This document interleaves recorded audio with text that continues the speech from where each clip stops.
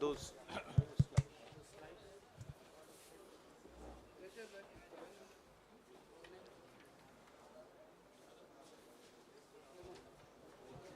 Who else?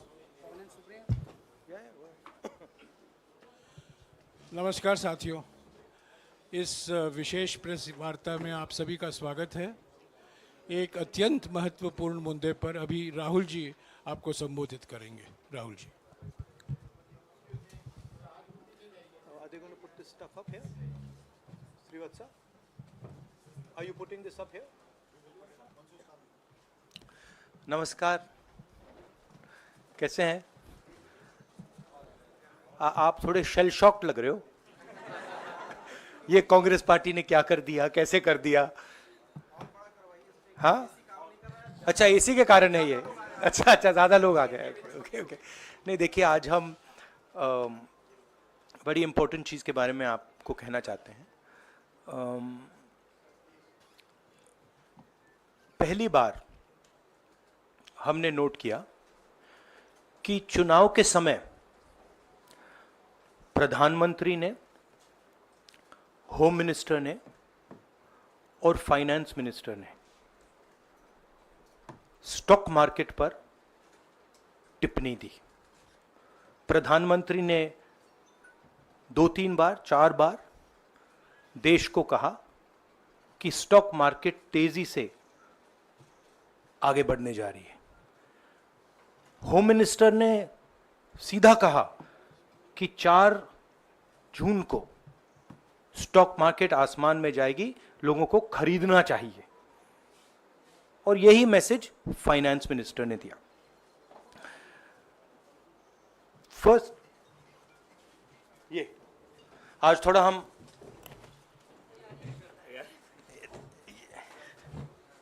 तो ये chronology है। अमित शाह कहते हैं by shares before 4 June.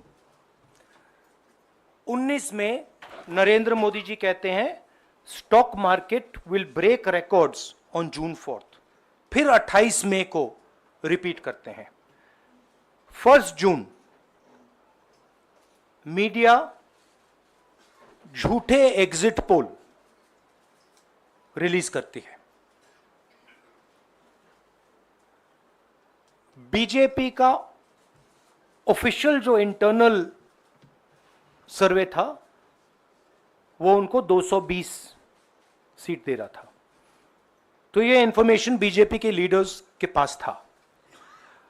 Intelligence agencies ने 200 और 220 के बीच में सरकार को बताया था कि उनकी सीट्स आ रही हैं।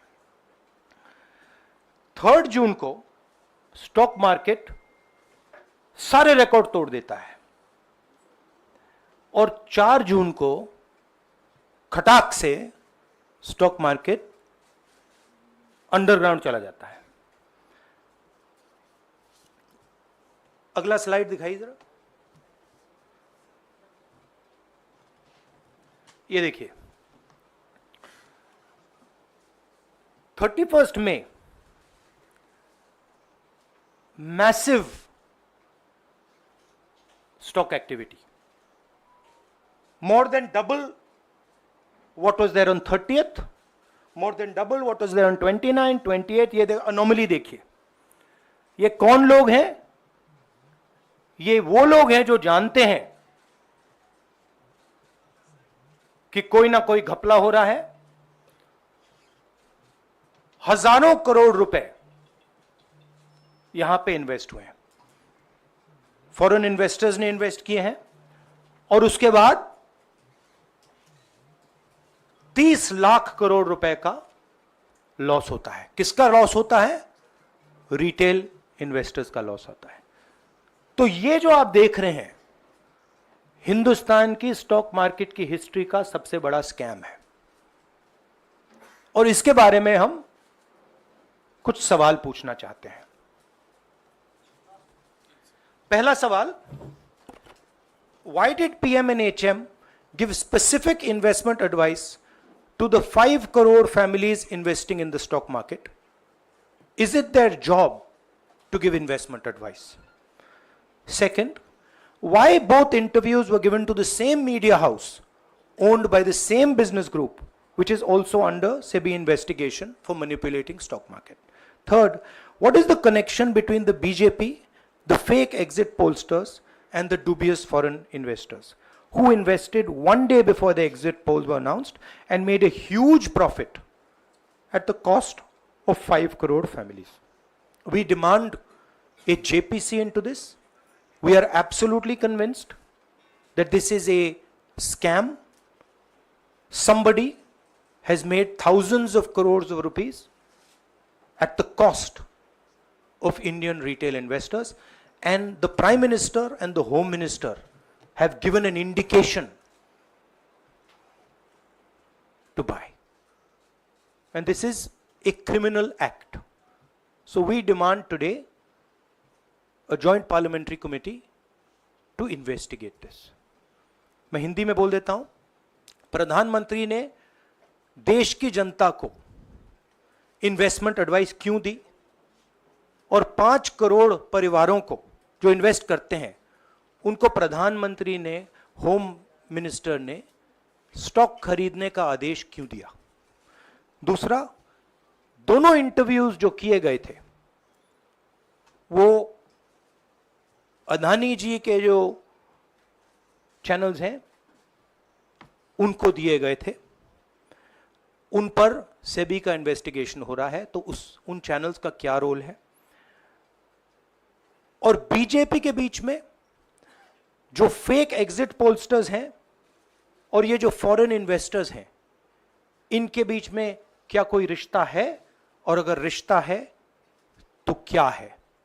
हम जेपीसी चाहते हैं, हम इन्वेस्टिगेशन चाहते हैं और देश इसकी सच्चाई जानना चाहता है।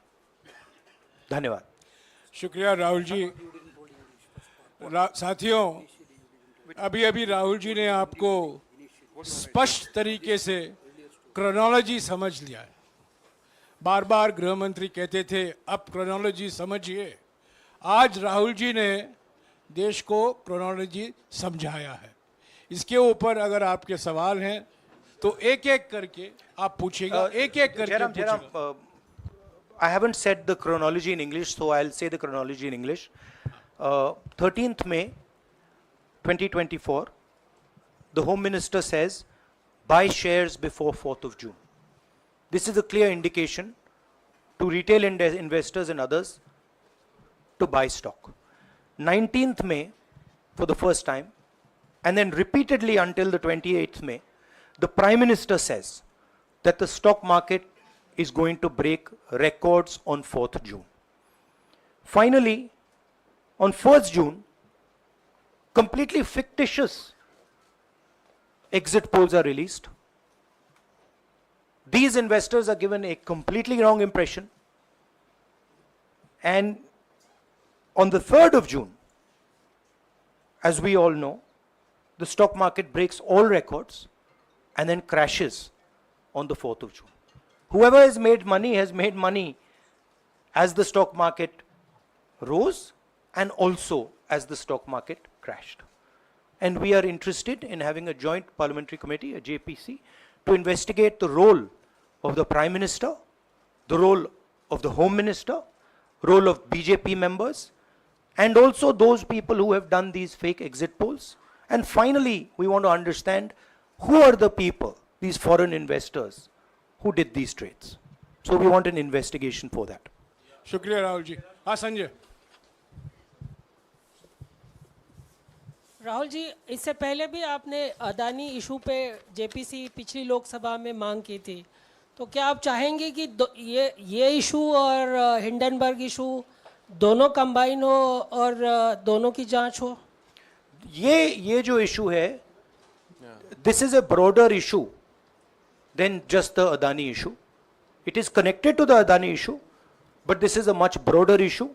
This is directly the Prime Minister of India, Home Minister, who are privy to data on actual election results, who have IB reports, who have their own data, who are advising retail investors to buy stock on the floor. This has never happened before. And by the way, the Prime Minister has never commented on stock market before this. This is the first time the Prime Minister has commented, very interestingly, and multiple times, one after the other, saying that stock market is going to boom, stock market is going to boom, stock market is going to boom. And at the same time, he has information that the exit polls are wrong. He has information that he knows what is going to happen because he has IB data and he also has his own party data. हाँ जी रवि। राहुल जी, मेरा सवाल यही है कि जी news ने भी ये सारी चीज़ बताई है जनता को कि कई चैनलों ने मिलकर ये सब चीज़ किया है, जिस तरह से एग्जिट पोल करके लोगों को गुमराह किया है, जिस तरह से शेयर बाजार में सारा कुछ हुआ है। जी न्यूज़ ने भी इस मामले को उठाया है और बताया है, और आपके कहने का सीधा अर्थ है कि अडानी को इसका फायदा उठाने के लिए किया गया है? नहीं, मेरा कहने का ये अर्थ है कि उसमें अडानी इन्वॉल्व हो सकता है, मगर ये अडानी से बहुत बड़ी चीज़ है। इसमें बीजेपी के सबसे बड़े नेताओं ने कहा है, रिटेल इन्वेस्टर्स को मैसेज दिया है कि आपको स्टॉक खरीदना चाहिए। उनके पास इंफॉर्मेशन थी कि एग्जिट पोल्स गलत हैं, उनके पास इंफॉर्मेशन थी कि बीजेपी को फुल मेजॉरिटी नहीं मिलने वाली है, और वो जानते थे 3 जून को और 4 जून को क्या होने वाला है। कितने का 30 लाख, कितना 30 लाख करोड़ का नुकसान हुआ है? कितने का 30 लाख करोड़ रुपए का नुकसान हुआ है और हजारों लाखों करोड़ रुपए का चुने हुए लोगों को फायदा हुआ है। और हम इंक्वायरी चाहते हैं प्रधानमंत्री पर, होम मिनिस्टर पर, जिन्होंने एग्जिट पोल किया उन पर, और ये जो फॉरेन इन्वेस्टर्स हैं उन पर। हाँ शेमिन।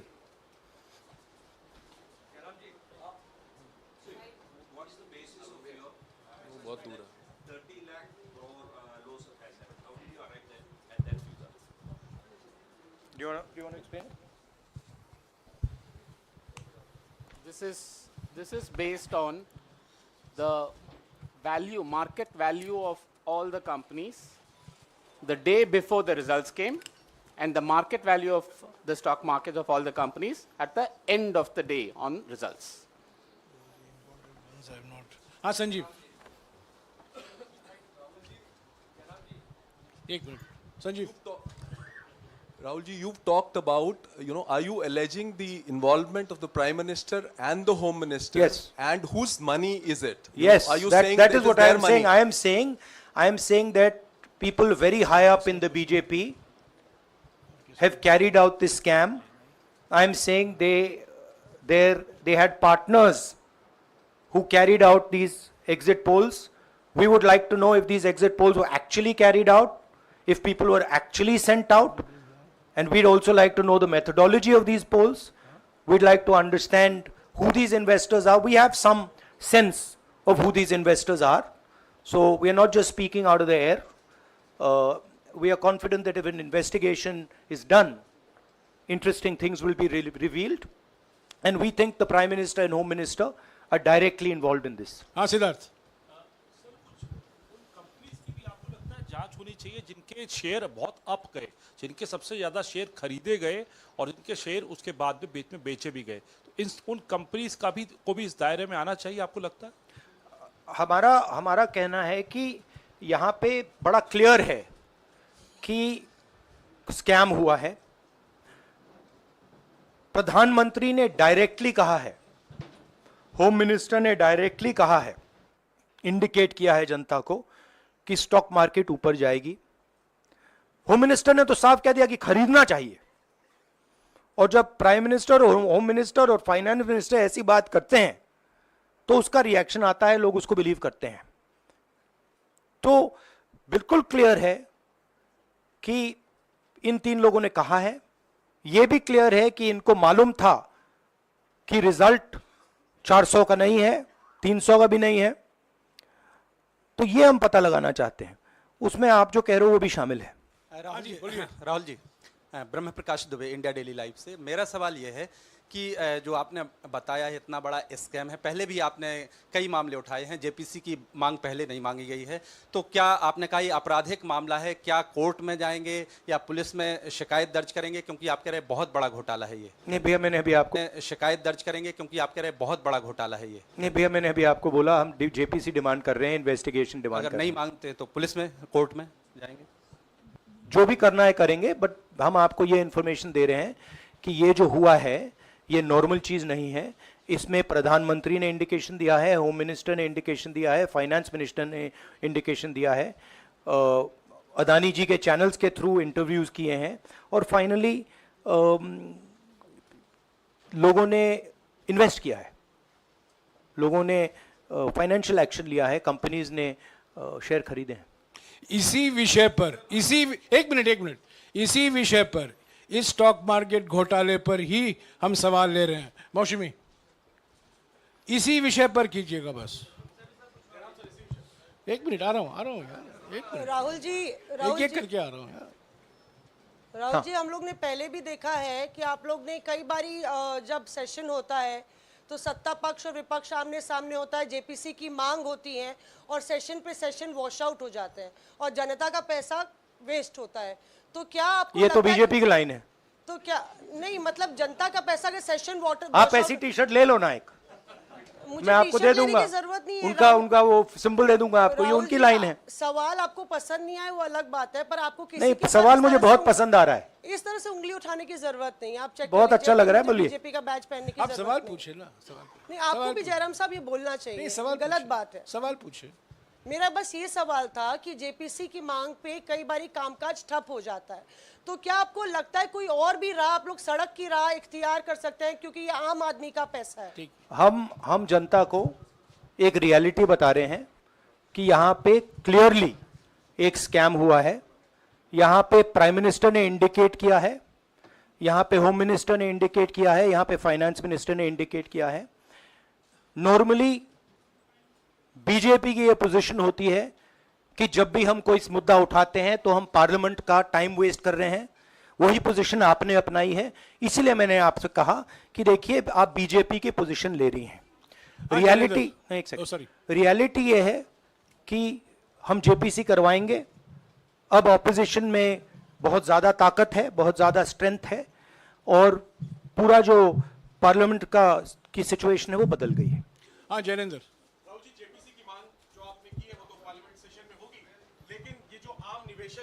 देश भर के जिनका 30 लाख करोड़ डूबा है, उनमें कर्नाटक के, तेलंगाना के, हिमाचल के भी लोग होंगे।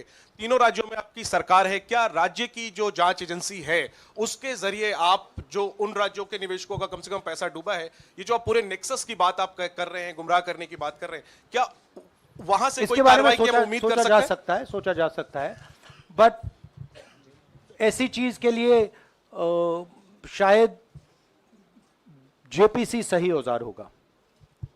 हाँ Ranjita, last question, Ranjita, okay, Mohit is asked, Ranjita यार आप पूछते रहे। मोहित चलो।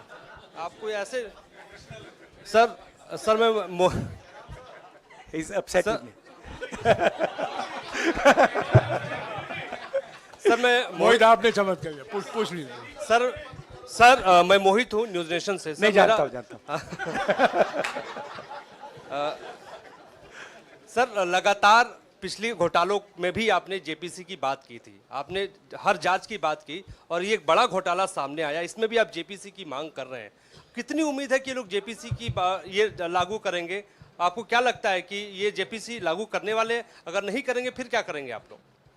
नहीं, हम प्रेशर लगाएंगे, डालेंगे, बट मुझे लगता है कि जो पहले राजनीतिक सिचुएशन थी, जिस इम्प्यूनिटी के साथ प्रधानमंत्री पहले काम करते थे, मुझे लगता है वो अब खत्म हो गया है, तो दूसरा नतीजा आएगा। राहुल जी, ये आखिरी है क्या, और दो लेंगे? ये आखिरी है, आखिरी नहीं, आखिरी हो गया, इन्होंने कह दिया आखिरी। ओके रंजीता।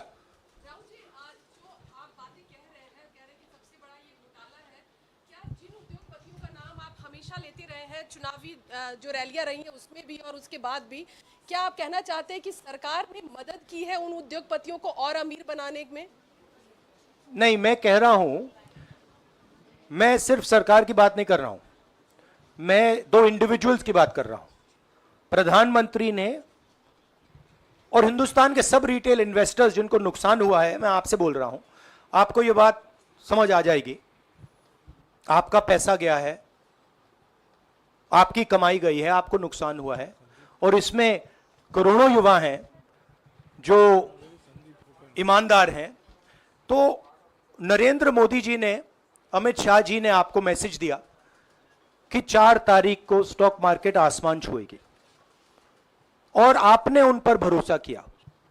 मगर सच्चाई यह थी कि नरेंद्र मोदी को मालूम था कि 4 जून को स्टॉक मार्केट आसमान नहीं छुएगी। 4 जून को स्टॉक मार्केट का जबरदस्त नुकसान होने जा रहा है, क्योंकि उनके पास इंटेलिजेंस की रिपोर्ट थी और बीजेपी का जो इंटरनल असेसमेंट था 220 सीट का, वो उनके हाथ में था। तो मेरा यह सवाल है, और मैं आपसे इन्वेस्टर से कहना चाहता हूं कि आपको जो चोट पहुंची है, जो आपको दर्द हुआ है, वो चोट नरेंद्र मोदी जी और अमित शाह के बयान ने आपको पहुंचाई है। और हजारों करोड़ रुपए किसी ना किसी ने चोरी किए हैं, वो आपके जेब से गए हैं, रिटेल इन्वेस्टर्स के जेब से गए हैं। तो मैं चाहता हूं, आपके लिए बोल रहा हूं, मैं आपके लिए बोल रहा हूं कि इन्वेस्टिगेशन होना चाहिए, पता लगाना चाहिए कि प्रधानमंत्री जी ने, होम मिनिस्टर ने आपको यह गलत इंफॉर्मेशन क्यों दी, और ये कौन लोग हैं, इन्वेस्टर्स जो हैं, फॉरेन इन्वेस्टर्स हैं, जिन्होंने इस दिन फायदा उठाया। ये देखिए ग्राफ है, ये रेड चार्ट जो है, इसको देख लीजिए। ये नॉर्मल ट्रेडिंग है, ये नॉर्मल ट्रेडिंग है, ये ग्रे वाली नॉर्मल ट्रेडिंग है, और ये जो ट्रेडिंग है, ये अबनॉर्मल ट्रेडिंग है, ये 2-3 गुना है, और फिर ये हुआ है नुकसान। तो ये नरेंद्र मोदी जी और अमित शाह से मैं पूछ रहा हूं कि आप में इसमें आपका क्या रोल था, और रिटेल इन्वेस्टर्स के लिए पूछ रहा हूं, आपकी मदद के लिए, आपकी मदद करने के लिए पूछ रहा हूं, और इन्वेस्टिगेशन होगा तो आपके लिए होगा। धन्यवाद, शुक्रिया। Thank you.